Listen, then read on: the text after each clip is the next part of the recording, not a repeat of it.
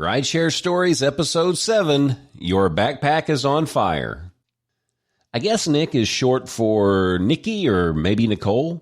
Anyway, I was notified by Lyft and drove over to the Marathon gas station on Riverside Drive to pick up Nick. I could tell she was relieved when I arrived. She told me about a man who had offered her a ride 3 different times. Her plan was to walk to McDonald's for coffee and then take a Lyft home. The determined stranger offering his services made Nick feel pretty uncomfortable, so she felt safer getting a ride to both stops. The man was driving down Riverside Drive trying to convince me to get into his car while everyone behind him was honking. This is what Nick told me. On the way to McDonald's, we talked about how she probably made a great decision turning the man down all 3 times. I parked and waited for her to come back with her coffee so I could take her home. She'd offered to grab me a cup, but I already had some. I'd made it home. I rarely drive without my coffee by my side. I cracked the window while I was waiting and noticed a pretty overwhelming burning smell. It was strong like incense and made my eyes actually start to water a little bit.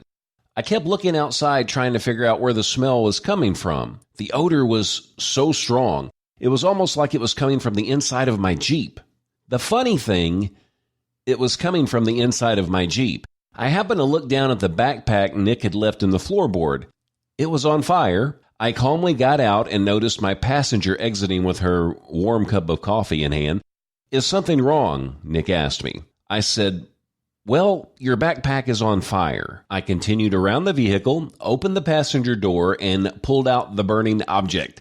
I shook the backpack until a cigar fell from what was left of the side pocket. She frantically apologized and seemed incredibly embarrassed.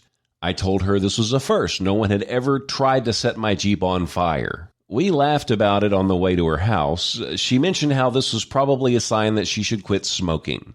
And this is how I look at the whole experience. I got to save Nick 2 times in one day.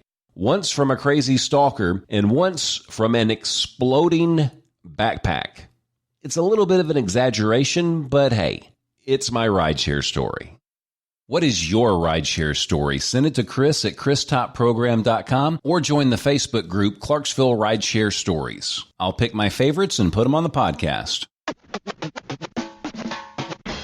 The Chris Top Program, listened to by at least 3 people worldwide.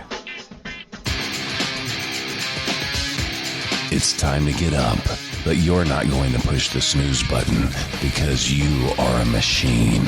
When Thanos snapped his finger, you laughed and said, "I'm not going anywhere." You have one goal in mind today, and that's to conquer. And you know that can't be accomplished while you're laying in bed. So get up and make this day your bitch. For more tones from the top, check out Chris Top on Zedge Premium. Find the perfect ringtone for your phone.